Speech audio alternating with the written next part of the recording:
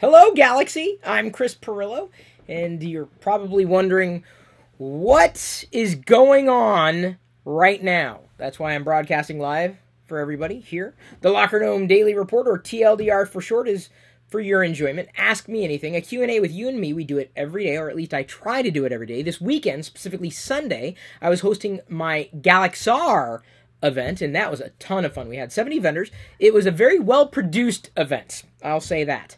And that is probably what you noticed up front. My new desk decor. This is a unique lamp that is a mashup between Darth Vader and Olaf from Frozen.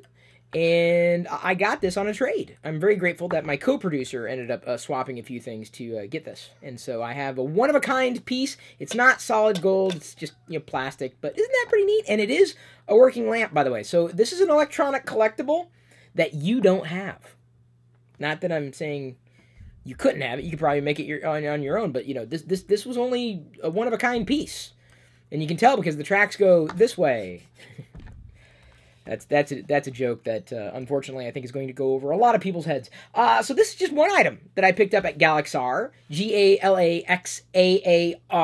I did a little video. Facebook ended up basically producing a video with some of the photos on my device, and they did an amazing job.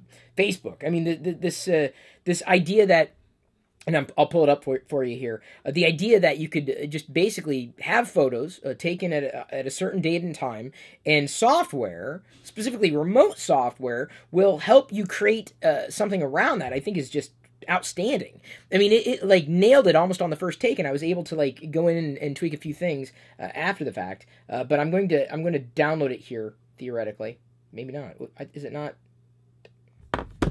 Guess it doesn't want to download. Can I play the... Okay, there we go.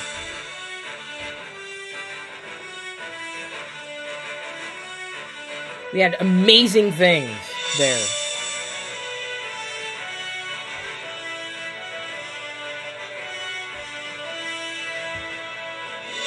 I'm very proud of this event. So, okay, I'll spare you the rest of the song. It's only like, what, a minute, 30 seconds or whatever it is. But anyway, we are live. I am here, and that's really the only thing different about what you see right now. We have the same old chat room, the Discord chat room, with the cursor floating in the middle of nowhere. You can join Discord. Head over to my Twitch profile, twitch.tv/Chris Pirillo, and sub to me. I've got directions specific to how you can join Discord chat over there. You need to head there anyway, because after TLDR tonight, I'll do a live podcast simulcast over there, so you can tune in and participate and ask questions in the podcast. You can also join the chat here, Discord chat, by heading over to patreon.com/Chris Pirillo. It's also easy to do. So patrons and subs get to join this chat 24/7. It's open. And what's amazing, now, anytime I jump in, inevitably there's a new conversation. Like today, it was everywhere. I mean, just like any good group of geeks would do. They just start talking about their day. And of course, our conversation has been dominated by Pixel Talk. This is Pixel Week here. Yes, my pixels have shipped. I've been watching Pixel reviews, as many of you have. I've come to a certain conclusion at a distance.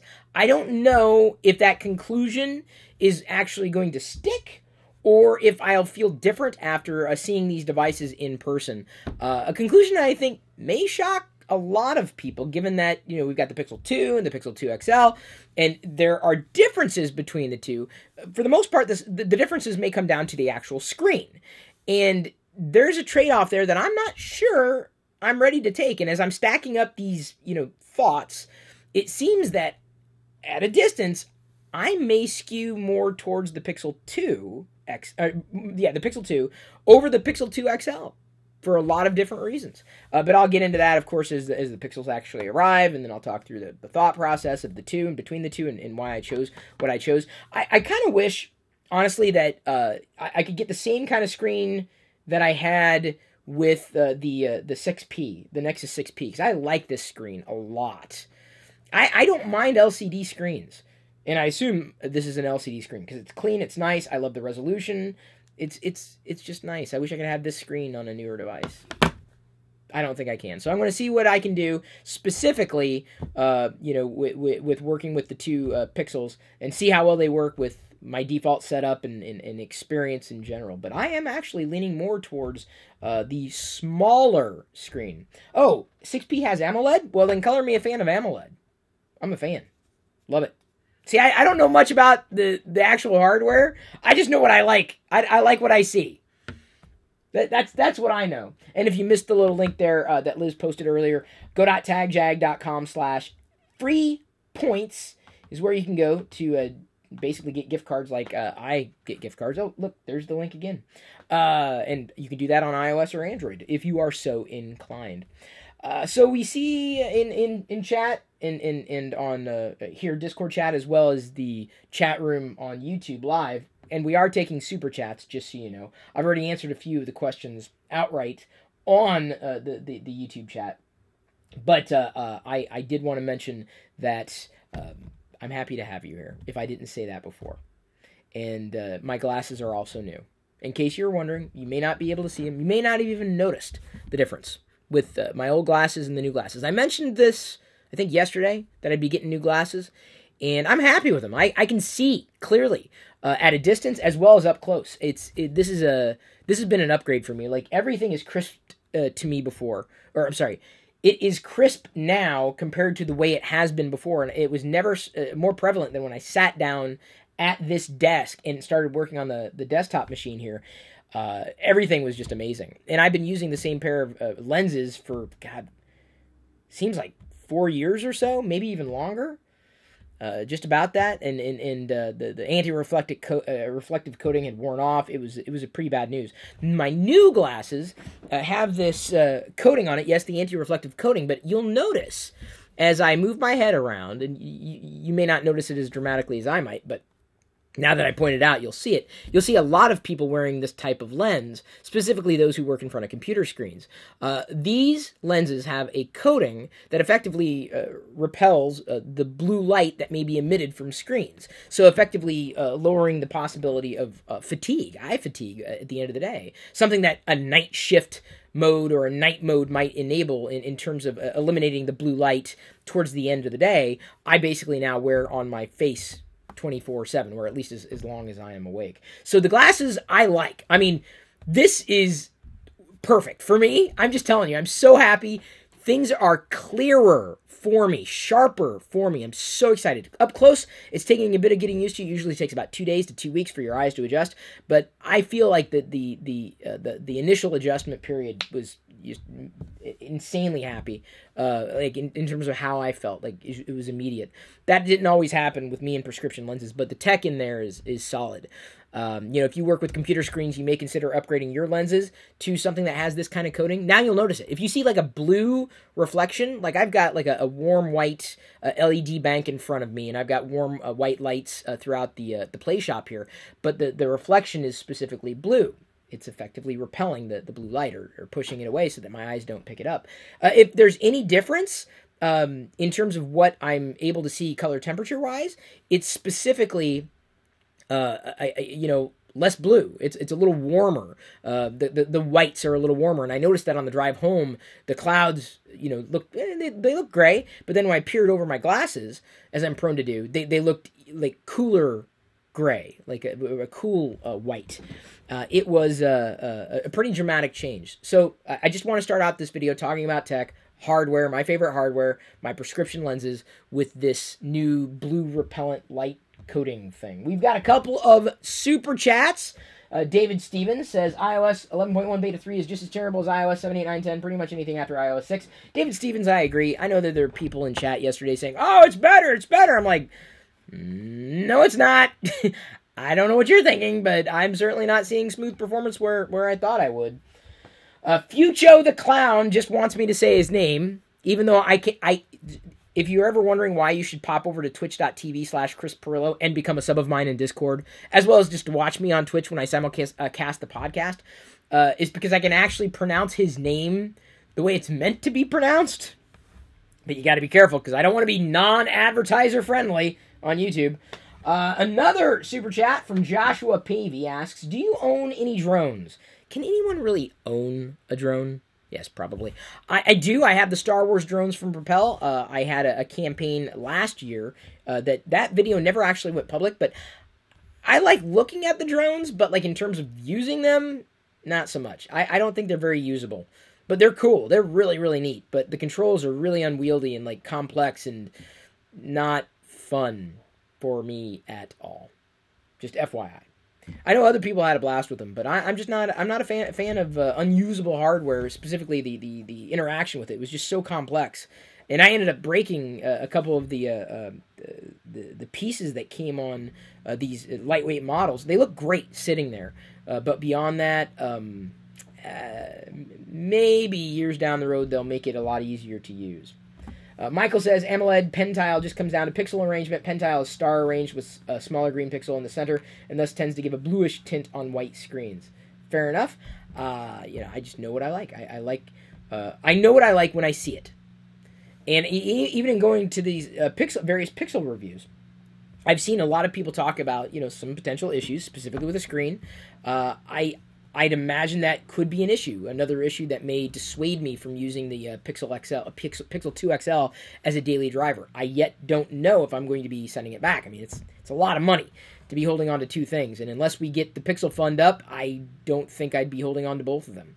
That's the way I'm looking at it right now. I think I'm just going to be with one Pixel at this stage. It's kind of sad, but I may not have much of a choice after my I got 15 days from the Google Store to return one or the other, and I may likely be doing that, especially if I can't find a sponsor, or B, if we don't basically community back it with go.tagjag.com/devicefund. That's the link you can go to if you wanted to help support the endeavor. CamiCat86 says, have you looked at any mixed reality headsets? No, I have not. I'm interested, certainly, in what is it? Pixel Leap. Magic Leap is doing, but it seems to be vaporware more than anything else. But I'm fascinated by mixed reality, certainly. Erwin Franklin comes in with another super chat. Will Google have yearly revisions of Pixel Book? I think so. That's my feeling that they will end up doing that. I am certainly hopeful they would, because that's kind of like it's potentially a good replacement for me as technology progresses and advances, to be able to upgrade something like that on an annual basis, especially if I like the experience and would expect that it would only get better over time. So I think that this is something to be paying attention to, especially as Google continues to push into hardware. I think next year Pixel will start coming into its own. This year was kind of a mixed bag with the Pixel 2 and the Pixel 2 XL, different companies. They just feel like they're from different families. There's not a perfect Pixel phone for everybody. My decider is software. Now, speaking of, Jay Perez says, Chris, I noticed Pixel reviews were more in-depth and less of a spec sheet runoff. Do you think Apple limits reviewers on what they can mention or highlight when reviewing iPhones? Excited for the Pixel. I don't know. I can't say that they do. But maybe just Android users or reviewers in general take a better approach between hardware or software. Maybe the software on the Pixel is just that much better compared to everything else, which is exactly what I've been saying. So, you know what I'm saying? Like, you get Apple's, iOS and of course the phone hardware, the tablet hardware, and it's kind of, they're one and the same. There's not a lot of range of choices. But with Android experiences, there is a range. So when something is decidedly that much better, and it's that apparent, then it stands out. And so to me, I think the reason why they're going beyond the spec sheet is because they have to. Inevitably, these phones have the same processors and potentially megapixels and camera sensors and all this stuff. So what separates one from the other? And this is where it's going to get really interesting really quickly. Something that I really think Google is going to take the lead on with AI. Jay Perez, 1980 here in Discord chat. Thanks again for subbing to me on Twitch. Thoughts on audio quality loss using Bluetooth headset versus hardwired USB-C headphones. I don't hear the difference. I know some people do, and I'm sure I could if I listened side by side, but honestly, usually in the car I don't connect to Bluetooth in the stereo, and I just play on the iPhone speakers at this point, and they're loud, but I actually have to turn down the iPhone speakers because it gets really tinny really quickly. they're not great speakers for listening, even in a quiet environment like the Play Shop here. I know that both the Pixels 2 have front-facing speakers, and I'm excited to try them, certainly. But I know that everybody's going to have a different experience with all those things. I'm not an audiophile. I'm inclined to take the path of least resistance when it comes to this stuff, outright. Let's see here. Christopher Drawn says, how do you feel about Ron Howard in the Solo movie? Yes, today was the announcement of Solo, the movie. That's the name of that's the name they're going with, Solo, a Star Wars story. I'm not sure how I feel about the title. I mean, I guess it makes sense. Hopefully, it'll make even more sense. Maybe it's kind of not just indicative of Han's last name, but also his character, right? He's Solo. He's a rogue. He's a renegade. And speaking of, I also wanted to show some Han Solos that I got at Galaxar. Did not have this one that I know of. Got it for $2 on card. This Han Solo, this one right here. You might remember seeing this Han Solo on the Skiff, and potentially I think this was one of the Blu-ray editions, like a special Blu-ray Han Solo figure, one that never actually made it into the movie, but they were in a dust storm when they were flying off of Tatooine, and Han had goggles there and a little scarf. I also got this Han Solo, which I don't remember getting ever before. This Han Solo comes accompanied with a frozen in carbonite block in red, as he was being melted from the carbonite block. So I got this one. Also, $2 for a carded figure. Got these two battle droids for $2.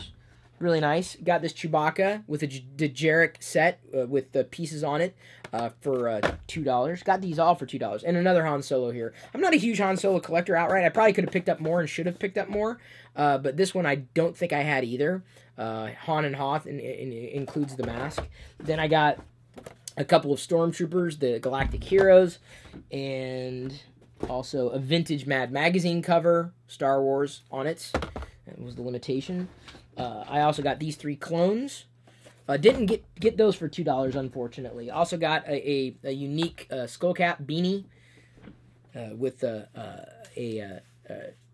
rebel insignia. I'm a rebel, or the Resistance. I'm with the Resistance. And if you notice, I'm wearing my Cobra t-shirt. I also, sorry, I'm not done yet. Also, see, I'm telling you, man, I do these events, but I'm a patron of these events. Got this nice little handmade handbag for Jedi, and this one as well with this nice little Star Wars pattern. Someone made this for Jedi. It's a little woodblock, original woodblock with the magnet on the back, a name tag. 6x6arts.com. They did this. They'll do a custom wooden name badge for you. Dude, that is just the most amazing thing. Got this Han Solo carbonite block. Got this Han Solo carbonite block. They're different. See, this is Han Solo falls out of this one, but he's still in this one. You see the difference? A lot of Han Solo to go around. Of course, we also have this Wookiee and a clone here. I think this is Commander Cody, if I'm not mistaken. So I got a lot of Star Wars figures. Very, very happy about that. So thank you for asking me about Han Solo. I'm very happy to hear that. Don't blame me. You want a different TLDR. You just got to ask different questions, I guess. And thank you for the super chat, too. Silky Bob says, Chris Pirillo only hosts these events so he can find cool stuff. Exactly. The problem is I was too busy hosting the event. We want to do another one. We can't wait to do another one in the Seattle area, but we've got to find a good city in the Seattle area who wants to participate, because where we did it this last time is going to be the last time we're doing it in the city. It was not a very supportive community, not a very supportive city for business, and it was kind of sad. David Stevens comes in with another super chat, says in iOS 11 on the iPad, they took away the option for 2 columns in the Today view, and they removed the calendar header. So much wasted space now. I know. That's the thing that drives me nuts about the iPad, is that there is a lot of wasted space, seemingly. That I wish they would improve. I don't think they're going to improve with iOS anytime soon. It could happen, of course, in an update, but I'm not going to hold my breath. I got tired of holding my breath. I'll see how the Pixelbook handles things, given that it's based around the web browser experience, and then, of course, the apps that you can install individually, outright. SkyCop70 asks, oh, sorry, and I'll get to Drunken Old Man's question in Discord after SkyCop70 because I started reading it. Any specific Star Wars items, Walgreens specific, that you need? My local Walgreens just put out a giant end cap loaded with Star Wars items. Pop exclusives, the Commander Cody Pop exclusive, and I think there's a bigger Pop exclusive pack as well. I look for the good boxes. If you find them, let me know. Take a picture, post it in Discord. I'll let you know. Tag me on it, and I'll see it. Drunken Old Man says, Chris Pirillo, how do you plan to integrate the Pixel 2 into your current workflow and ecosystem? That is a great question as well. Given that this is Pixel Week, I don't know yet. I use right now the iPhone as a daily driver. I don't think I'm going to get rid of the iPhone because, it's still somewhat useful. There is a question of whether or not I'll get another iPhone. If I can, spin up the crowdfunding idea or get the sponsor, of course, then it's a no-brainer. But, I think that it may end up driving everything for me. And I don't think that's even close to being a question. Zombie Frappuccinos? Okay, that's new. They look like brain... Oh, my God! Really? Is this a real thing? A blend of green apple caramel powder and pink powder with cream base? It looks like a zombie brain Frappuccino. Is that what they call it? My God, that's crazy. All this stuff is crazy. So, it may end up being that if I like the front-facing camera on the Pixel, and I have every reason to believe I will. In fact, is his name Super Saf? He posted an amazing camera comparison video and photo between the Pixel 2, or 2s, and the iPhone 8 Plus. And the differences were, in my estimation, mostly night and day. Like, in some cases, the iPhone 8 Plus did better, but in many of the cases, the Pixel 2 did fantastically better. What makes me happy is both the Pixel 2s have the same camera apparatus. I love that. That's great. I mean, it just makes it easier. It so makes it easier. I'm so glad that Google's doing that.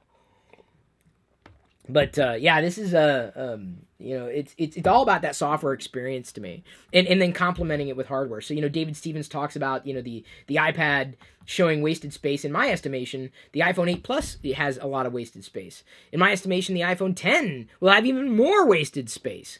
I just feel that it's becoming a bigger deal for me because these are the devices that I want to use to drive what it is that I do on a regular basis. Recording videos, like the sponsored Jibo video I posted to the Chris Pirillo channel today. Did you watch the Jibo video? Just tell me you watched it. Tell me you thought it was fun. I thought it was fun.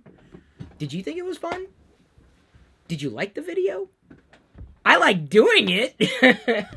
I didn't even know that you could pet Jibo and he'd purr. And then I did it. I'm like, he purrs. I was really genuinely kind of taken aback with that. Oh, it was really, really funny. Varghese Ayadel comes in with a super chat. Thank you, Varghese. He says, Chris, keep up the great work. I will, as long as you keep up the great viewing. Cheers. Clink. Tonight I'm sipping on a matcha-infused green tea. So it's matcha and also like sencha leaf with some roasted rice. It's delicious. This is like, it's one of my other go-to drinks now. And then my other tea that I drink is like a tea-chino. I think I'm leaning more towards the French roast, quote-unquote French roast tea-chino. But I also like the dark roast tea-chino. I don't really like the nut flavors as much, but Diana does, so it's nice that we've got some tea options, and they're great. The tea is so thick, it looks like a cup of coffee, and it tastes like a lot like a brown coffee from a coffee shop, which isn't my favorite flavor outright, but in terms of getting that coffee flavor in a tea, I'm very, very happy. Sysnerd says, have you ever heard of the Aibo? I have! Never had one, though. Never had the Aibo. And I guess Sony's spinning up their robotics division again. This is what I heard. Don't know if the Aibo's coming back. It would be about time. All that stuff really kind of fascinates me. But I was never really compelled to get a lot of that stuff. I tend, like I said, to be a hardware minimalist. Very much looking forward to trying the Google Home, certainly. I'll get a free one with one of the Pixels. Whether I, get two free depends on whether or not I send the other Pixel back. Whichever Pixel 2 I'm sending back, I don't know as of yet. Certainly I can foresee a time where I would effectively install a Google Home in the bedroom, and then keeping possibly the bigger Google Home in the kitchen downstairs. So I don't think I need more than one or two Google Homes outright. So, you know, I don't think I'll need more than one or two. So it's not that I'd spend another $50 on getting another one. I'll wait and then get the Google Home, the big speaker, towards the end of the year, because it comes with that YouTube Red subscription, which I'm a huge fan of, or the Google Music. It comes with Google Music and all that YouTube stuff, which is like saving $100 on a device, which I think is quite compelling. Different kind of use case though. Jibo, I think, is a perfect device for Jedi to use and play with and interact with, because it's interactive. He's got a personality. So definitely watch that Jibo video. It's very, very short, especially for a Chris Pirillo video. That's for sure. Aaron Williams asks in regular YouTube chat, Chris, have you seen the new Axon M foldable phone? I have, and it took me 10 minutes before I stopped laughing. Not even joking. Hang on, I think I may have missed that. Seriously, this is a thing? People want that? Okie dokie.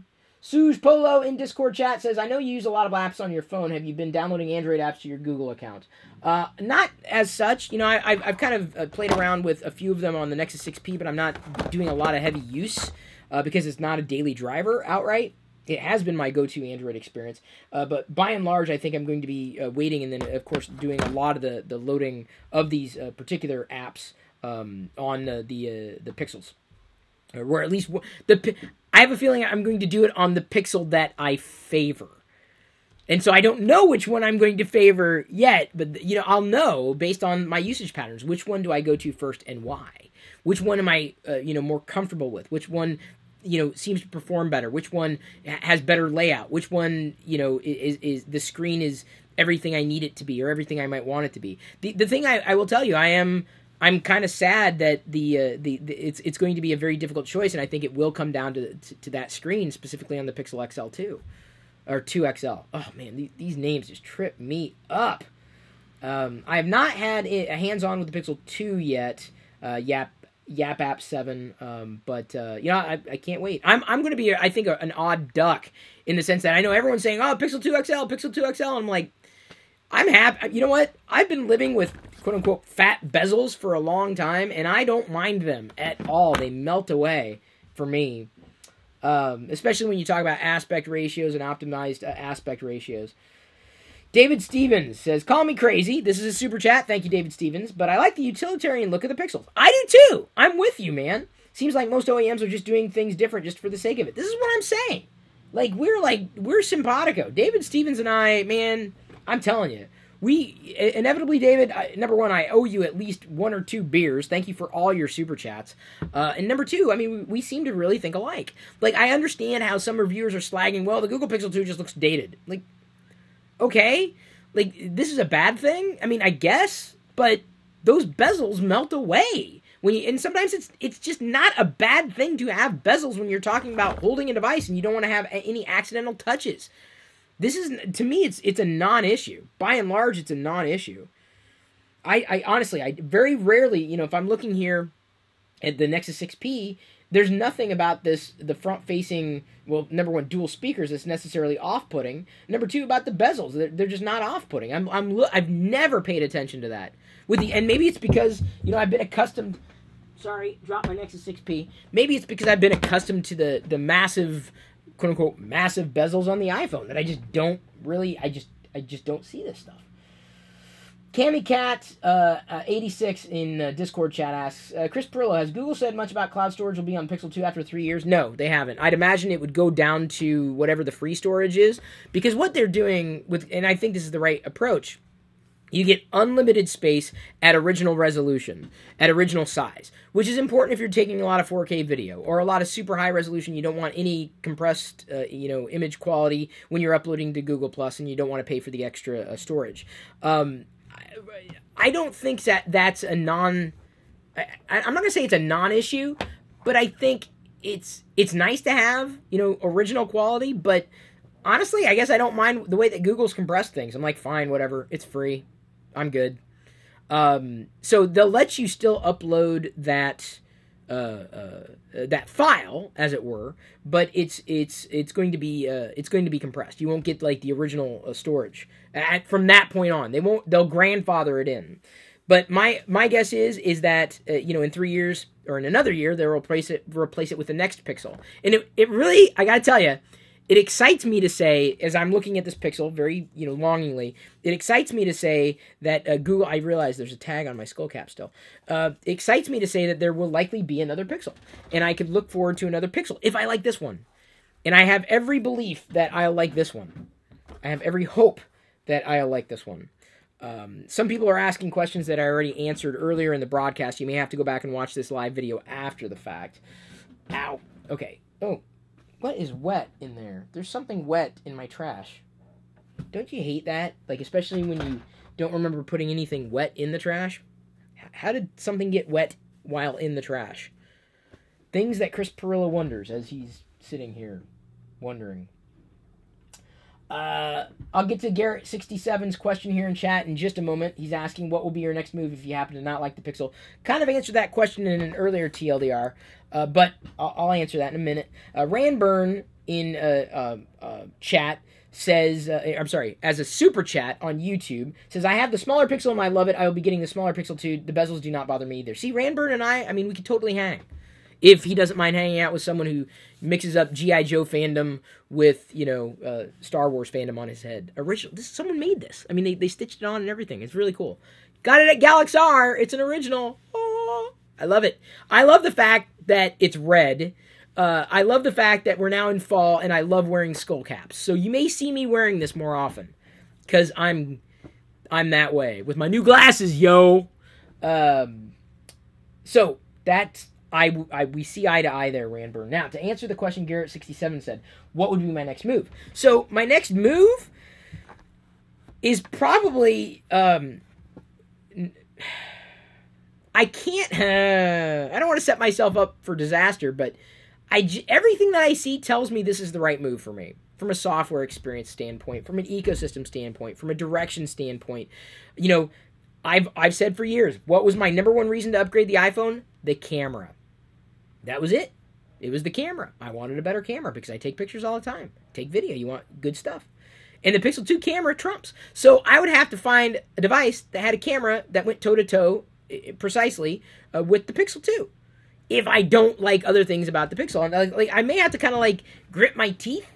If it turns out that I really want the Pixel XL 2 or 2XL more than the Pixel 2 and I don't know...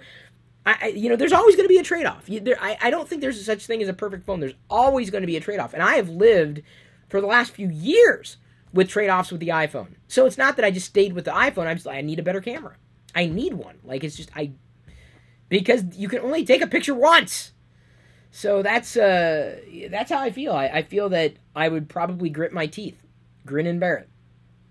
Just, not to say I'd suffer through, but I see this as my next move is that. Apart from that, maybe looking at the original Pixel and going from there.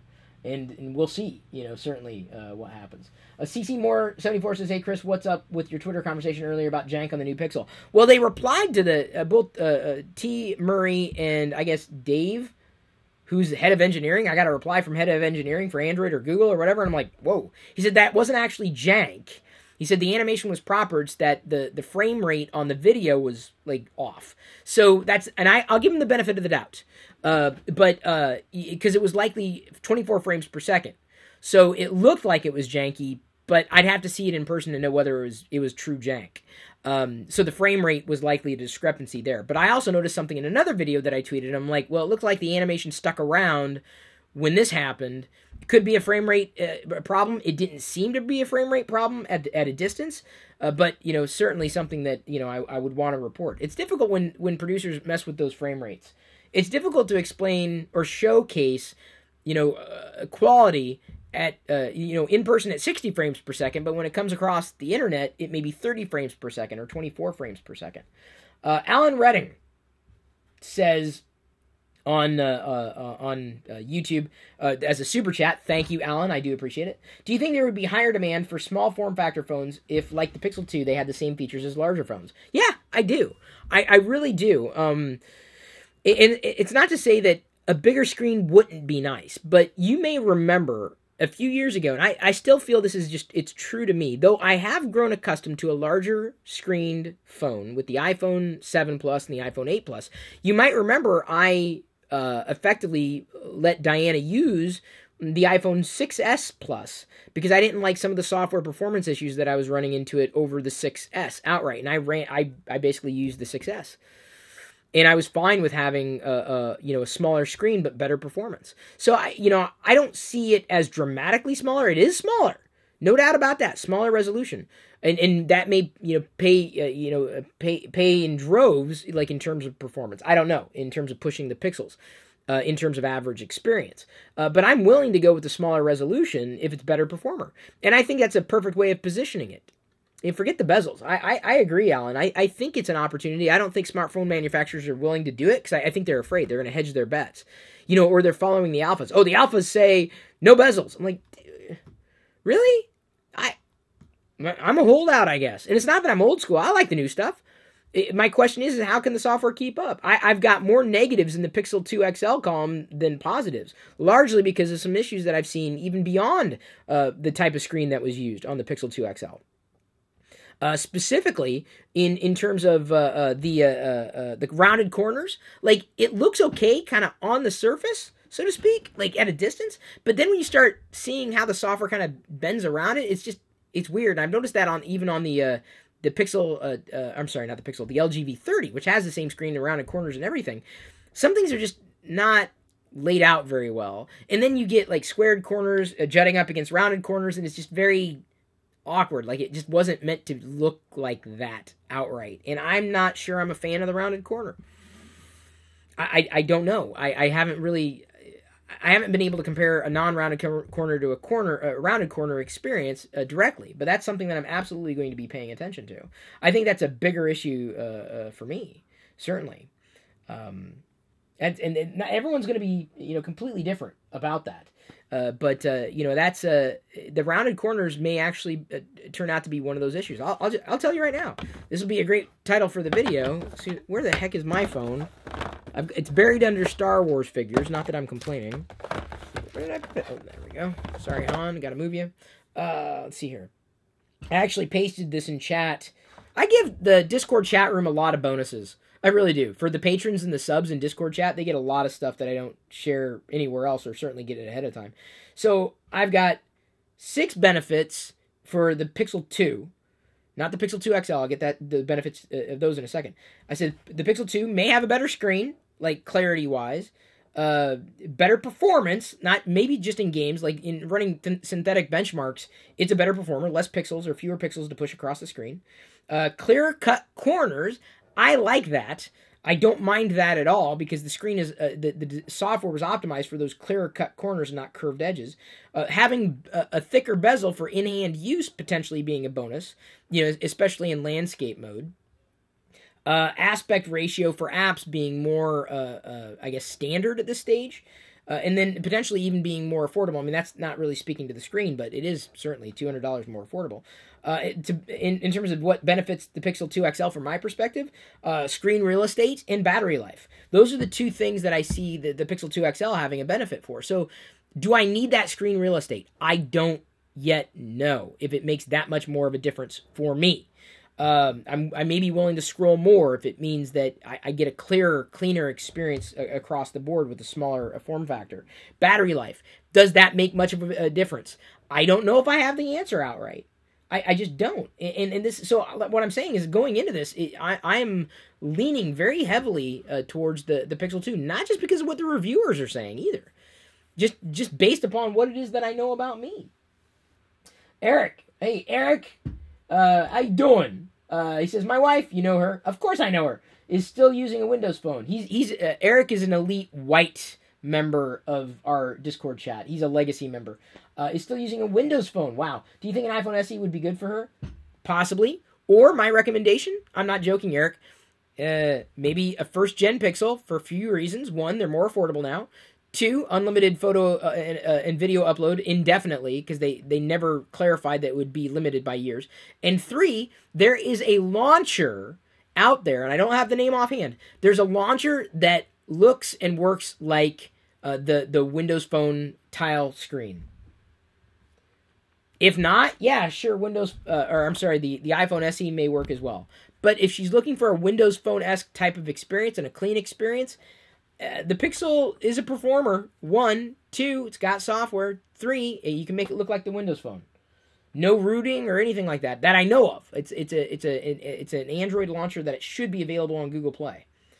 Just FYI. So let's see here. David Stevens comes in with a super chat. It says, as Google gets serious... Thank you, David, again for the super chat. As Google gets serious about software, the more I'm really digging material design. Personally, I think it makes iOS look like a bad mock-up. This is what I've been saying for years. I really like the ethos of what Google's driving with material design. I think it's very clean. I think it's cohesive.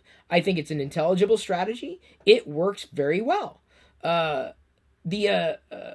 Oops. Hang on just a second. Gotta get this out. I gotta turn that to mute too. And that to me is just as much a part of the finer points of execution of software as anything. I'm just looking for cohesiveness, cleanliness, balance. And of course, I'm already documenting what I'm seeing remotely. Like, that may be an issue. That may be a layout or a design choice that can and should be modified, and here's the cogent reason why. Specifically, maybe talking around the default Pixel launcher, which I'd be inclined to stick with for a few reasons. Of course, the Nova launcher is going to be preparing some updates too, adding features and, of course, the power and performance. I'm not sure if anybody's going to benchmark like the difference between the speed of Nova launcher versus the Pixel launcher, but I like the Google Now, the swipe over for Google Now, and I don't want to do any kind of tweaks or download any special apps to get that. If anything would keep me in the Pixel launcher, that would probably be it outright. Apart from the default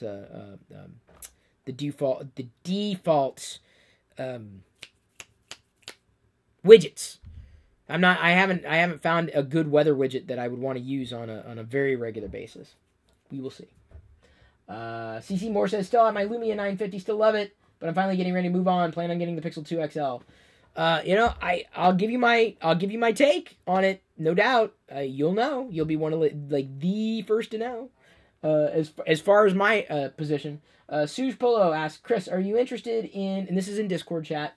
Are you interested in trying the S8 or Note 8? Yeah, I'm interested, but I know that inevitably, if the Pixel 2 spoils me as far as a software experience, like cleanliness, in terms of software performance is concerned, everything else becomes a wash. Like, the design of the phone isn't going to, win me over. Having the S Pen isn't going to win me over. Having a camera that goes toe-to-toe isn't going to win me over, because that's potentially a lateral move. The whole is greater than the sum of its parts. And this is my entire, the entire proposition of the Pixel for me is that it's not trying to wow anybody with hardware. I don't need to be won over by hardware or design outright. I mean, it's utilitarian, as I think David pointed out earlier, and I think that to me is everything. I'm fine with it. I don't need the flashiest thing. I don't want the flashiest thing. I just want something to work well, exceedingly well. TouchWiz may be the biggest issue. SysNerd says, yeah, talk about jank. I've not tried the new version of TouchWiz outright. I'd like to. I guess it is going to happen at some point in the future. We will see. I'm not going to kick up the device fund for it until I know, but go.tagjag.com/device fund if you want to help with the pixels. David Stevens, he comes in at Super Chat, says, I'm going to sign up to be a patron now. Be right back. Oh, I'm going to miss you in Super Chats, David. You'll be in regular chat. Not regular. They're both regular. You'll be in Discord, though. Within the hour, you sign up to be a sub of mine on Twitch, or, of course, a patron at any pledge level on patreon.com/Chris Pirillo. So I hope to see you more, certainly. And I do appreciate all the support that you are continually giving. But I will miss you in Super Chat. No doubt about that. Sovac75 in Discord chat, you should seriously take a closer look at countries, as it is now a lot different than it used to be. I'm not sure what you mean. Countries? Well, I know, I'd love to see more, what's the company that does M-I?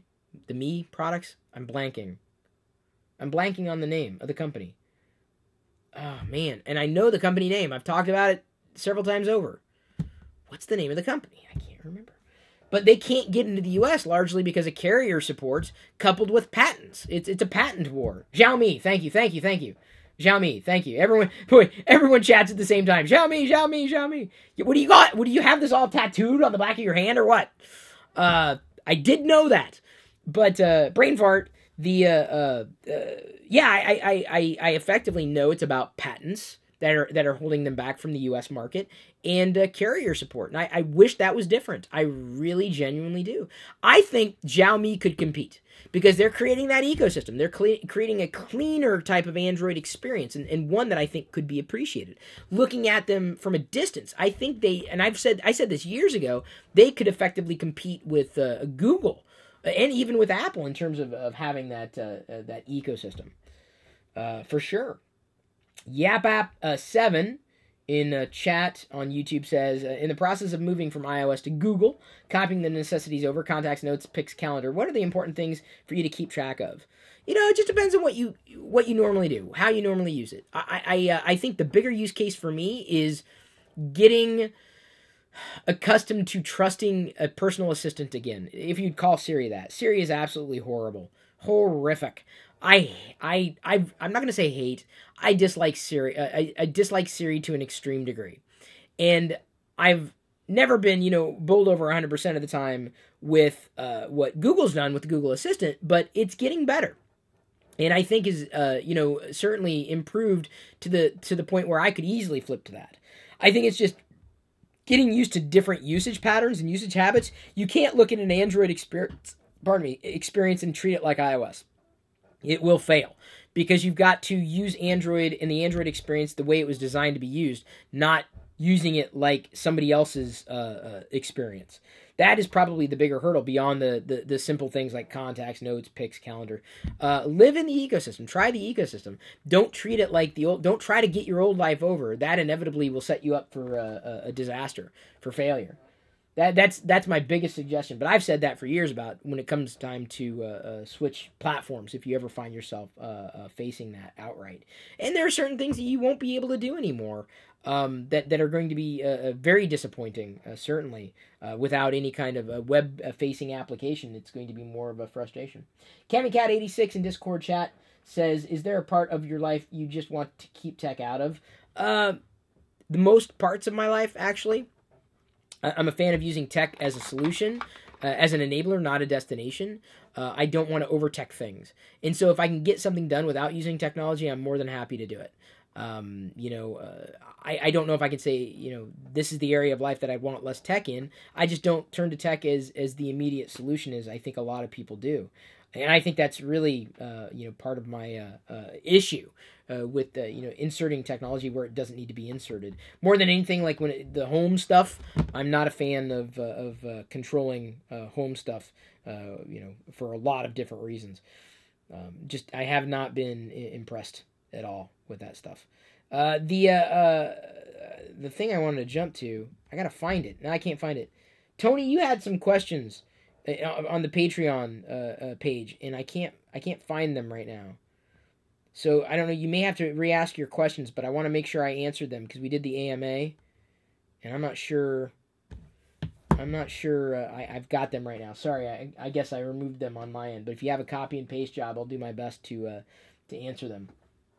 I can't get to that link immediately. Yeah. I like how chat's answering questions themselves too. It's really nice to see this stuff. Bharat Kumar Gupta says Xiaomi has a MIUI skin, which is really disappointing UX compared to stock Android. I've used various MIUI or MIUI. It tries to replace that, or replicate that. Yeah, see, that's the thing is if I don't mind a third-party replacement if it makes things better. I do mind it if it makes things worse. And that's where I tend to step away from a lot of those solutions. I just don't want them. I don't need them. I just can't can't deal with that. I don't want to deal with that. I've had those problems before. So I'm big into finding solutions for quote unquote first party applications, or finding my way around the default experience that a platform could and should provide. That goes all the way back. Oh crap, I Gotta scroll. Your questions are too long, Tony. Question 527 here in Discord chat. Thank you, Liz. Will the iPhone 10 have the same picture quality as the iPhone 8 for the rear-facing camera? Will software or hardware improve the photo quality? In other words, are the iPhone 8 Plus camera review results what we should expect with the 10? They're going to be similar. I think, if anything, with the 10, we may see sharper images, slightly sharper images, because if it's effectively combining the two from the two lenses, combining the two to make one composite image, as I believe it did with the 8 Plus and the 7 Plus before it, because there's a stabilization on that telephoto lens, optical image stabilization, it may come out more crisp. May. In terms of overarching photo quality, I don't think you're going to see that much of a difference. Like, yes, you got the sensor array, but by and large, they're going to be very similar. Where you may see a starker contrast or a difference is with the front-facing camera, not the rear or outward-facing camera, because of the Face ID sensor. But is it going to make that much of a difference? I just don't know, unless you're into portrait mode, and I'm not. I laugh. Every time I see people doing portrait mode tests, I'm like, it's a gimmick. It's a gimmick. It's just, it's imperfect. Like, people are chasing it now as a value. I'm like, great, but, okay. So, I don't know what the answer to that question is. I don't think it's going to be that big of a deal. I could be mistaken, but, like, in terms of what I said, overarching photo quality, I don't think you're going to see that much of a difference. From what I saw at a distance, I don't think you're going to see that much of a difference, because the ISP is the same. Between the iPhone 8 Plus camera and the 10 camera, maybe there will be a difference. And maybe someone will demonstrate it demonstrably, but I'm not sure I'd see it. Question 528. Are your pets vegan as well now? We're in an interesting position with our choice of a whole food, plant-based lifestyle. Our pets are not at this stage. They are seniors, and to change their diet could be detrimental for them. More, we're finding acceptable vegan dog food is not something that is readily available in our area outright. Question 529. Do you have an opinion on Ben Shapiro and his views on politics? No, not really. Question 530. Will you ever get a tech implant? I'm not going to say no, and I'm not going to say yes, because honestly, my feeling on that is, I would love to have something if it made my life better, but I don't know if any of that would make my life better. Hell, I haven't even done the whole LASIK surgery thing. I'm still happy with my glasses. By the way, they look kind of, they kind of melt away, right? They look relatively the same. I realize I'm throwing everything off with my skull cap, but like I told everybody, I'm like, they're going to be a little taller, and a little wider. They are a bit more round than I think I would have liked to have seen. But what's nice is I can actually see, a little lower without being impeded by the edge of my frame. Blunt Capcom representative number 4 comes in with a super chat. He says, "Are you thinking of getting the Pixel Buds? I'm kind of curious about them, so much that I stopped complaining about the headphone jack." Interesting. No, not outright. I'm not a Buds guy. I'm a Bluetooth speaker kind of guy. I don't like sticking anything in my ear. If anything, I would skate more towards an over-the-head Bluetooth solution, like a Bluetooth 5 wireless headphones. I would look at that as an option, should it become an option. But the Buds outright, I'm not a Buds guy, because inevitably everything I stick in my ear is just it gets sore quickly. I just don't like that feeling. Not a fan. David Stevens says, "I'm back." He says he's a patron. And he is, because he just jumped into Discord chat. And so David's is right here. You can change your name, by the way. You do a /Nick, like you do in IRC, and then you can change your name. So yes, David's a patron. See, did you see how that happened? We're doing a live broadcast. He pops over to patreon.com/Chris Pirillo, pledges, and joins chat. It was that simple. You do the same thing with Twitch. I keep telling y'all. The directions are right there. It's easy. Seriously, it's not that difficult to do. That's at every pledge level, too. So thank you for your support, David. I appreciate having you in here. You've been great as far as the dialogue's gone with the super chat on TLDR broadcast. So that's something I have to point out. It's simple to do. It's easy to do, and it also supports this ongoing endeavor outright. I will miss you in super chat though. It's great to have you as a patron, certainly.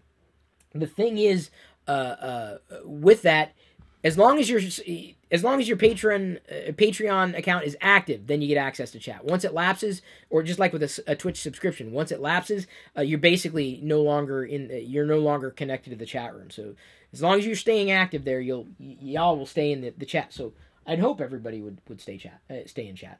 I've got at least one more super chat here.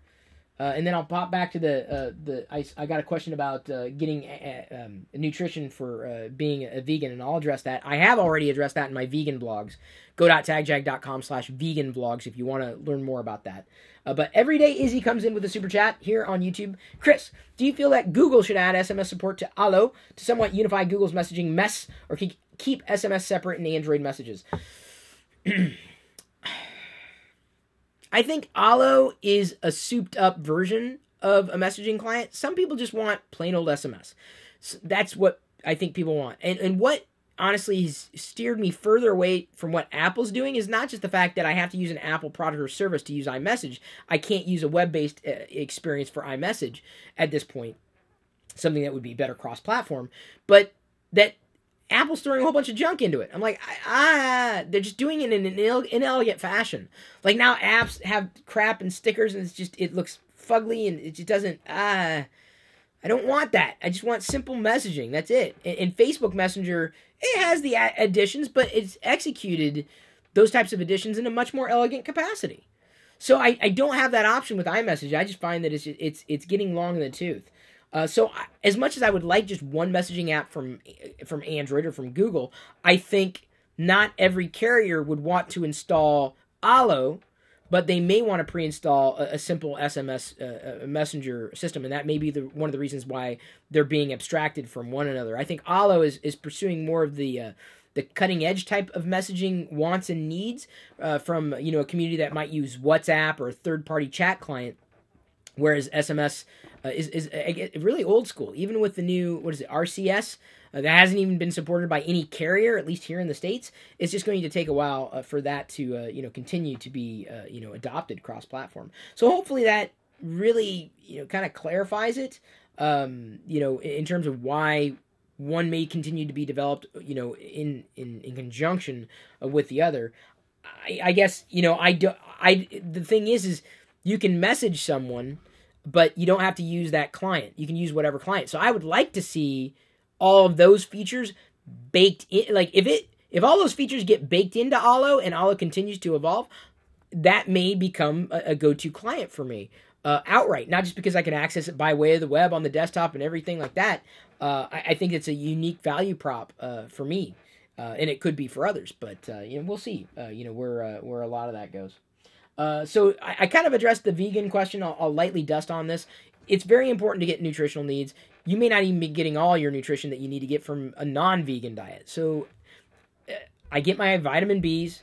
I get them directly more than anything. Everyone, in the sense of in a different way, but the same way.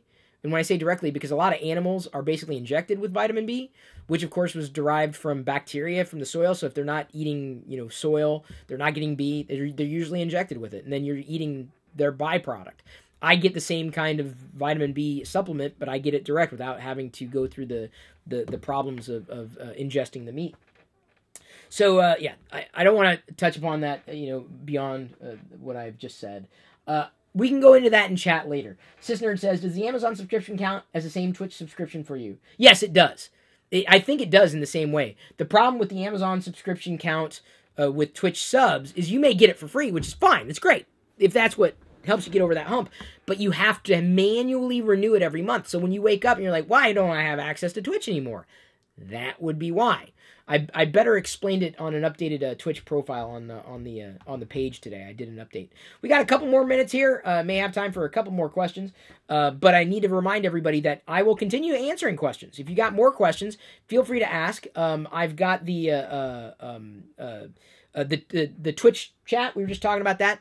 Twitch.tv/Chris Pirillo. Hop over there. Follow me there. I'll be broadcasting from there, recording the live simulcast of the podcast recording. Everybody will get that. And then you can sub to me on Twitch while you're sitting there watching and listening and potentially asking questions in chat. Twitch subs get access to the Discord chat, just like the patrons do. This to me is the biggest value. Yeah, you get to be in the live video, but you get to interact with everybody in a private, relatively private environment, a relatively safe environment, at least, to this point. So I'm very grateful to have the community around me. Grateful that you're following me across platform. Hope to see you in the Twitch channel for the simulcast. The link's in the video description, of course. And I also have to note here on YouTube, Alan Redding says, I'm glad you addressed the B12 issue the way you did. Many people don't know that. When I talk about something, I try to talk about it from a position of understanding. Many people don't know those things. And when they learn, and the more they learn, what have I said? I'm not saying that a whole food, plant-based lifestyle is for everybody. Certainly not. But once you start looking at science and proof and evidence and meta-studies, the inevitability is pretty clear. What we're eating is very important. More important is what we're not eating. That could be a better predictor of our ongoing health. I've had too many struggles throughout my entire life, largely related to blood work, specifically cholesterol, and also related to weight. And I'm tired of dealing with those. And I've learned a lot. I've ingested a lot of science over the past few months, and I do believe I'm better for it. I do believe I'm more nutritionally aware than I was before, and I'm doing well. I'm not. I've figured out ways around my IBS. Even I believe, and that's self-diagnosed. But much like my OAS was self-diagnosed, I believe I have IBS. It runs in my family. My brother has it. So effectively, I learned the way around that is just to eat Valentina every day, and it works. So I get my my pepper kick, and it activates brown fat. In terms of helping me burn even more fat in my body. I don't have much more to lose. But also, Ticino has had a side effect with a prebiotic in the Ticino, and I'm finding a flavor of Ticino that I like, and I like drinking this stuff. So it's kind of cool. Anyway, so I know I've talked about this stuff, longer than I needed to. We've now hit an hour. Thank you, everybody, for your support. Thank you for remembering to like this video before you head off to the Twitch profile, twitch.tv/Chris Pirillo. Sub to me when you're there. If you can, you join Discord chat. Thanks again to the patrons, the active subs, your support, your listening. Watch that Jibo video on the other channel. The sponsor would appreciate it. I'd appreciate it. It was a gadget video. I don't think you could be disappointed in that. But if you can't join me for the podcast recording, maybe you will subscribe to the podcast on your favorite podcast client. Just search for Chris Pirillo. I should be there. I'm here for you 24/7. I love you. I appreciate you. At this point, however, I'm going to leave you to your own devices. May the Force be with you.